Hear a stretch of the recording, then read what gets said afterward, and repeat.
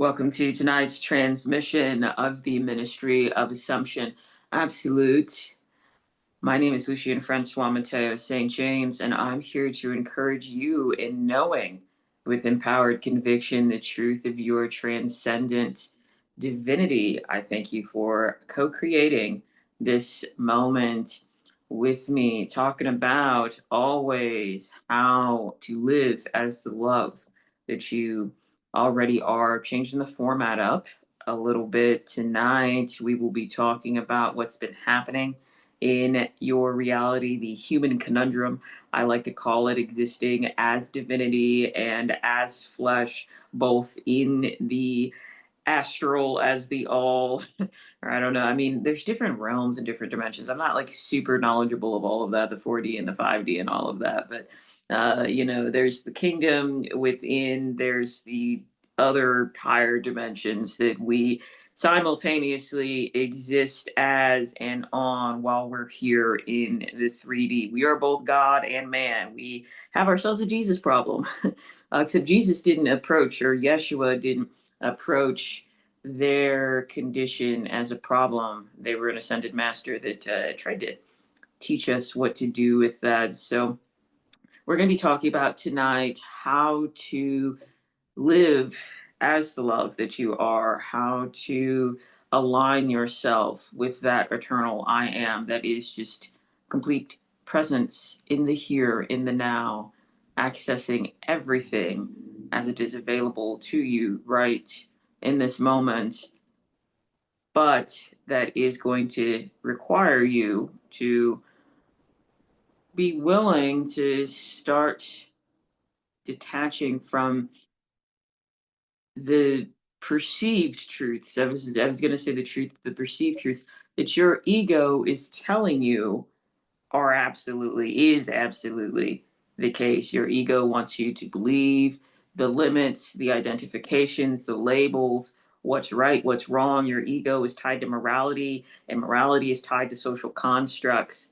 So we're going to look at the pathway as to how we're living until we learn the knowledge that we've always been everything we've been seeking as source consciousness. That's the all, that's the total, that's nameless, that's the can't even hardly be referenced. It is, so ultimate. We have no access and no ability to really truly even conceptualize it as a reference point, but let's just call it, as we've been referring to it, as source consciousness. And that source consciousness that's God, the all, sought to experience itself through an individualized, fragmented experience. And there's different levels of consciousness, obviously, but the dogs are God, the cats are dogs, cats are dogs, the cats are God, the dogs are God, the birds are God, you are God, I am God. We're all different experiences of God looking at itself. That's all that's happening. And we do have an individualized expression of that. And you might call that, there's different theories as to what that is. You might call that your soul, but it's your individualized fragment of the I am. Everybody here is a different perspective of that I am looking at itself.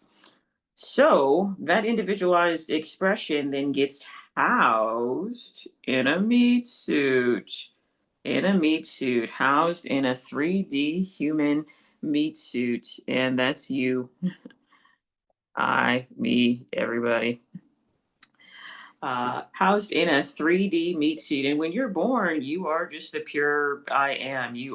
This is what Yeshua was referring to is I and the Father are one, but the Father is greater than I. So, Yeshua was referring to that I am, realizing that, like, because I am of source consciousness, I am one with God. I am God of my reality. I have these same creative powers within my realm of influence, within my realm of perspective as God. Everything Yeshua was saying, I already have an understanding that the kingdom is within and that everything is already here.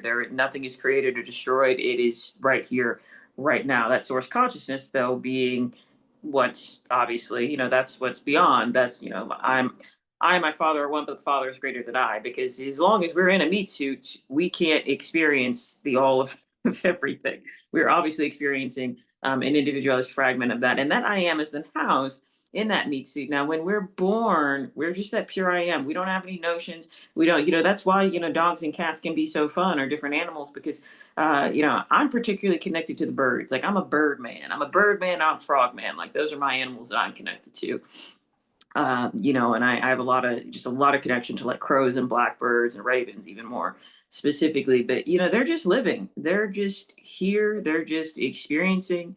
They're not concerned. They're not worried. Now that's a different level. Animals are a different level of consciousness, obviously, but they're living in that purity, of course. But they don't that consciousness of I am, though they don't have that level of awareness to be able to exercise that in it all the same way that we do. So in a way, I mean, you could say they have a more direct access to source consciousness, but it's expressed differently. But I won't get into that, because somebody will, there's so many different notions of things. This is just my notion, obviously. But when we're born, we are one with that I am. We don't have any concepts, any understandings, any limits, any labels on anything. And then you get born and you get slapped. And that's when the pain starts. That is when the pain starts. And I remember the Psych 101 conundrum. I keep using that word. Maybe it's the word of the night, conundrum. The human conundrum. I mean, the human conundrum is what I refer to our condition as, because we are both man and we are both God. And goddamn, is that a conundrum.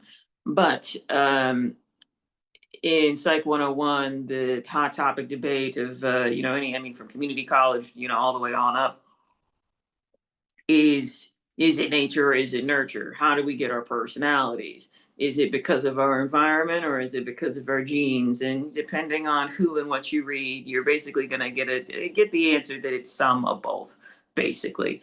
That yes, there is. I mean, and Joe Dispenza kind of talks about this, that based on what you're thinking and what you're doing, you might have certain genes that can be expressed that might be turned on or turned off at different points in time. And it's epigenetics talks about that. And that has to do with your environment as well. So it might be a mix. I always wondered this question, like, does the individual that has borderline personality disorder, is that because their mother had borderline personality disorder and it went undiagnosed, or is that truly genetic? So, and again, science will tell you different things. I really have no interest in science, because science is of the known world, and what the hell do we know, right? But the minute that we get slapped, we get born to a family, and we start developing an ego. And I don't mean you start getting egotistical. I mean, you start developing a notion of self. And I mean, you could say that this really begins in utero. I mean, there's that was why it was really big in the 90s for people to, put Mozart on for their kids. They thought it increased intelligence and different things.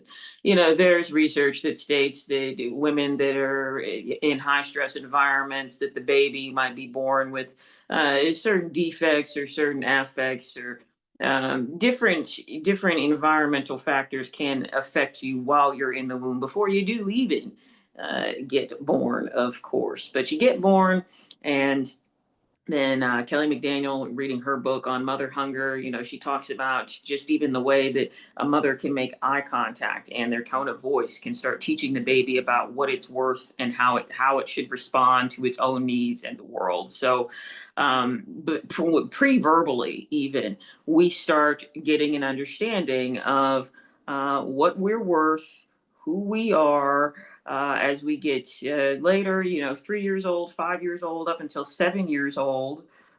We are absorbing everything around us, and at that point in time, we pretty well developed. Now that personality, will shift and will change, but we've got a pretty good basis of an ego around 7 years old, based on the environment that we've been exposed to, and potentially some affects of gene expression. But that ego being, I mean, the ego is the understanding of the self, right? So that's the personality. That's whatever labels and identity you might have. That could be anything to do with race. That could be I'm tall or I'm short, I'm male or I'm female, I'm they, them, he, she. I'm from this town. We watch this sports team.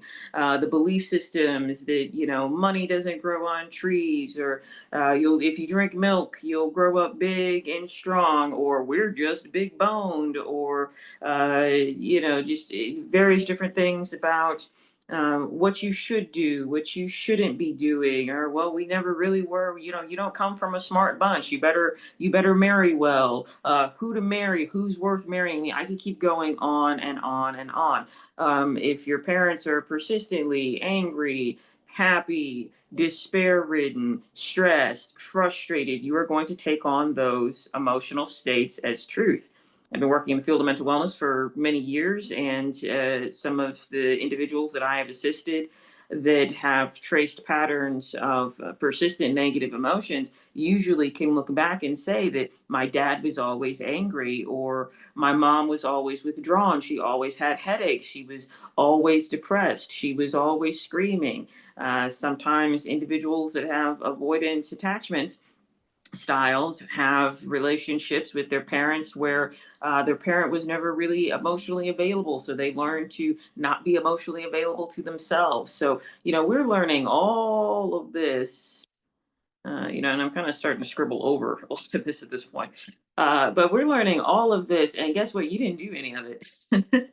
You just freaking absorbed it. So this ego is an understanding made up of ideas and belief systems, identifications, labels. What's seen, what's known, what's conceptualized, what's applied, and what's attached to your beliefs and understandings of you, and you didn't generate any of it. And that ego, and you can't we need an ego to like live. I just made a video about how you need to get your ego.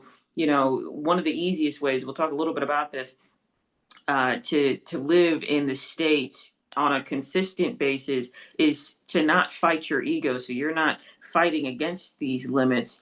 You have created a self understanding. So we're talking about self concept that is in alignment with the I am, that is programmed with the belief systems and with the identifications that are conducive to your wish fulfilled, or with you already understanding that your wish fulfilled is here now. It's not something you need to get or do. But the ego really truly only understands get or do. So, but you can modify that. You can modify that, because the minute you start referring to the ego and referencing it, you've stepped outside of it. You've stepped outside of it and into knowledge of the all.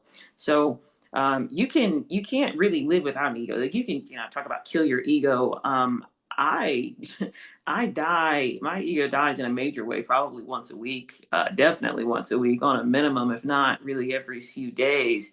But that's not me like killing my self understanding. Or, of course, there are different selves that I might present to different people at different points in time, depending on where I'm at. But you don't want your ego to be a system of programs that you didn't have any control over, that's just running you and believes it's God, believes in circumstance, believes only in what it's been told, believes in the labels, believes in the limits. So this ego then creates a box, creates a box of what reality is and how it should be, how things are, how things should be, and how things are. And then that gets expressed as your material reality. But guess what? Your ego didn't create that material reality. The only reason that this material reality exists the way it does is because you've already existed as the ultimate, as the all source consciousness expressed as an individual in the I am. That was always you in the first place. You're just housed in a meat suit. The ego has no creative power. The ego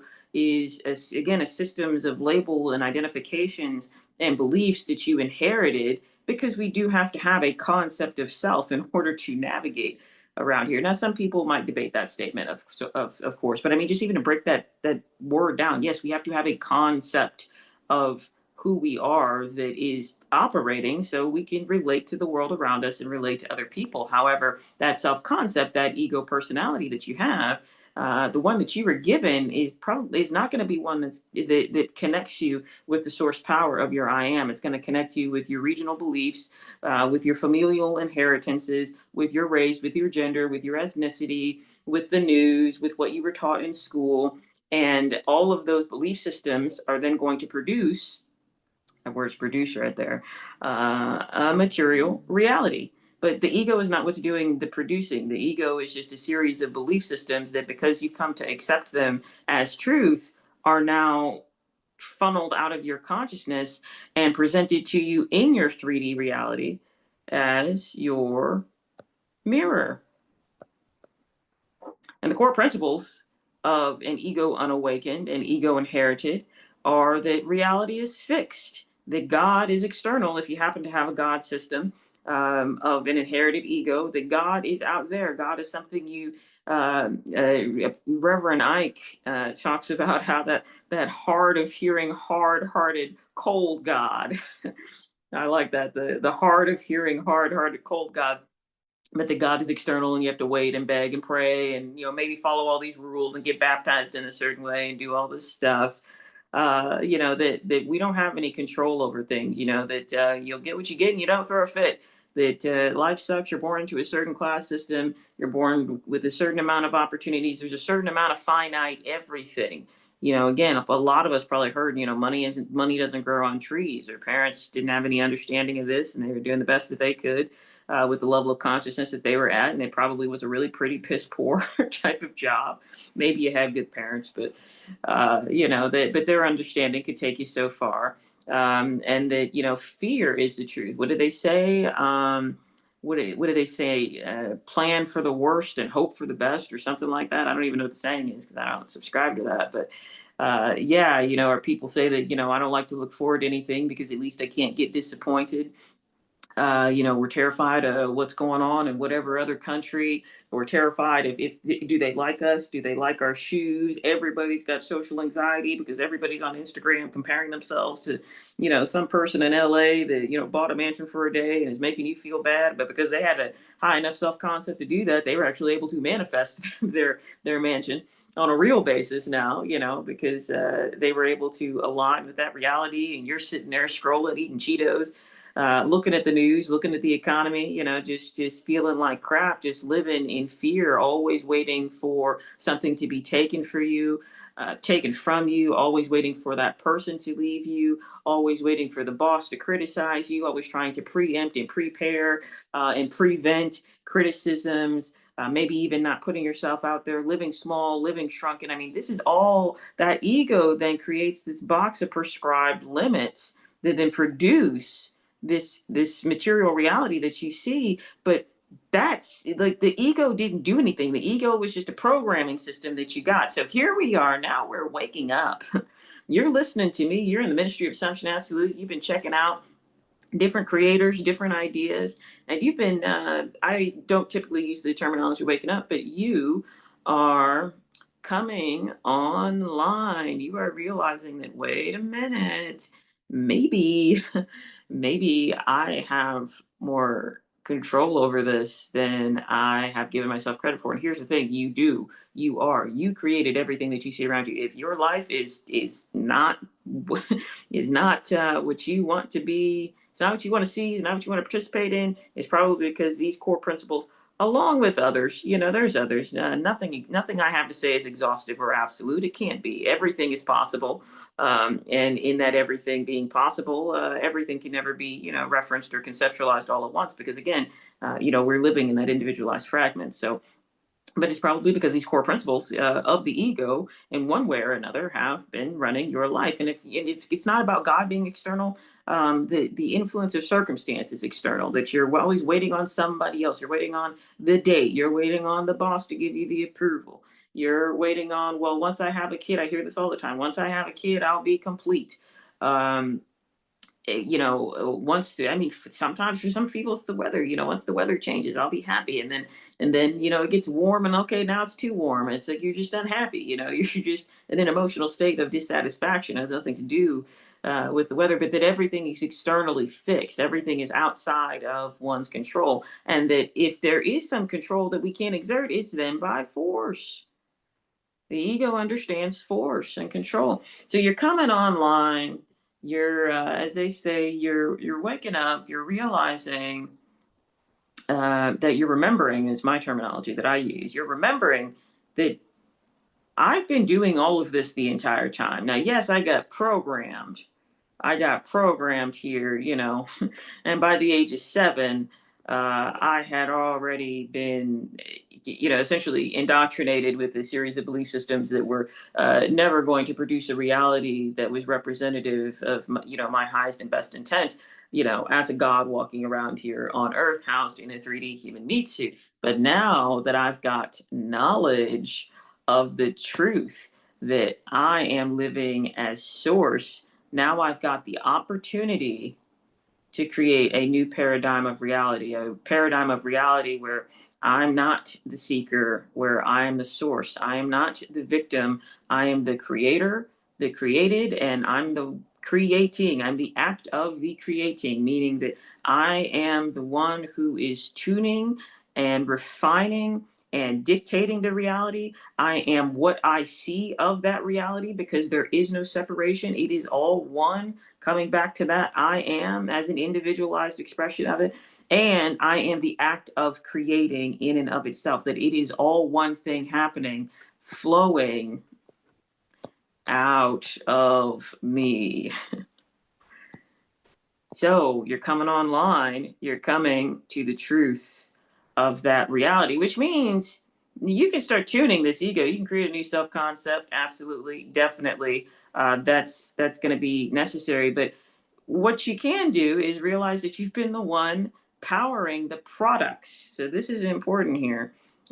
Powering the products of your intention. When you give something your attention, you bring it to life, because your I am is the only truth. Your I am is just housed here in this beat suit. That is your, I'm going to keep saying this, your individualized expression of God. So when you use the power of your I am awareness and you attune it to a specific focus, you are bringing that specific focus to life and offering it an opportunity. If there is enough persistent focus on it, it's not just about the focus, but if that focus then aligns with a series of thoughts that then becomes a belief system, if that belief system is accepted and internalized, it then becomes an emotional truth. You are then priming it to become a material reality. But again, that's the power of your I am. That has nothing to do, with the ego, with the personality, with the limits, with the label. So what you can do, what knowledge allows you to do,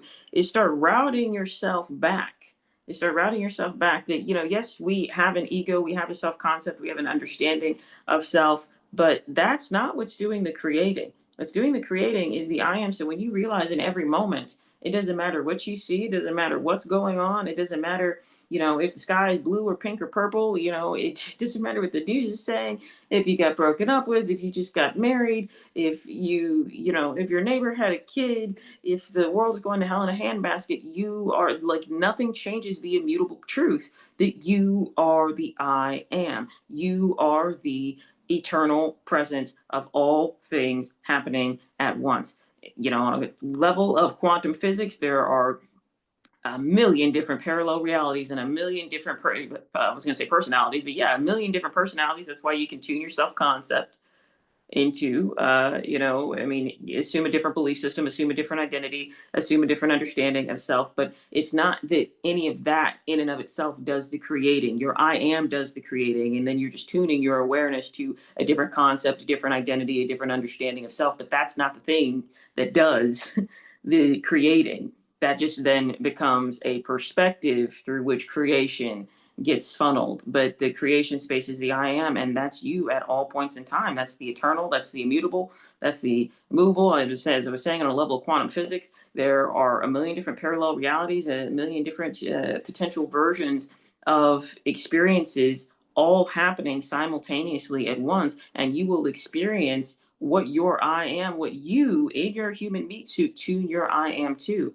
But if you go into the quiet within, and not with belief, and not with not with belief, not with trust, but with knowing, with knowledge that I am the I am, then none of the circumstantial shit matters, because you know that whatever I say goes. And again, it's not just about the words, it's not just about thoughts, but you know that I am the source of all the creation I see. It's not the thoughts, it's not the emotions. Of course, those then become a part of a field, yes, that I'm creating around me, but I can change the field at any point in time, because it's not the thoughts and the emotions that are doing the creating, not unless I say so, because now I have given them that power.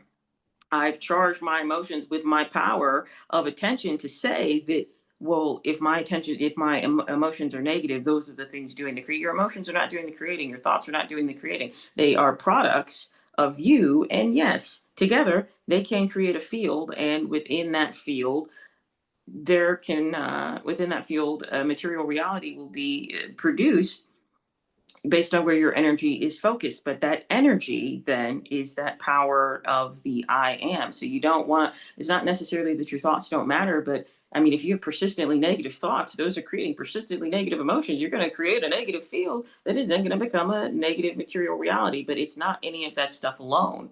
You know, what is the power? The power of your awareness, the power of creation is your I am. And that is your kingdom within. That is the all, that is everything, and that is accessible to you at any point in time. You can take a deep breath, close your eyes, and align with that power and just say, I am.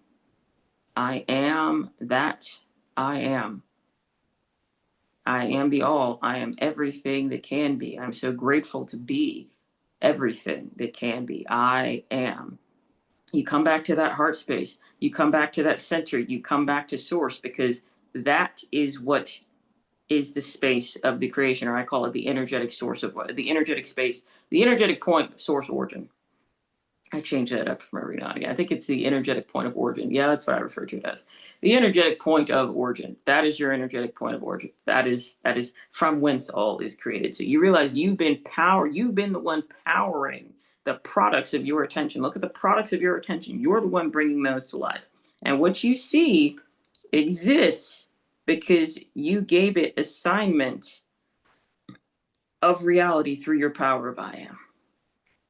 So that's what's been going on. That's how you tune to your power of I am. That's how you understand your ego. That's how you deconstruct your ego. That's how you come into different relationship with your ego. And as circumstances start to appear in a way that do not represent your highest and best good, those circumstances are not God. Those circumstances are not the creation point. Those circumstances are just products of an old script, of an old label identity. You know, they are part of a machine. Now that this is over, you know, they are part of a machine through you that once you recognize, you can use those unwanted circumstances as feedback as to what your old script might have been and what you've been aligning with, perhaps unconsciously. And if it is consciously, that you can correct that right now, because your I am is all that's ever happening.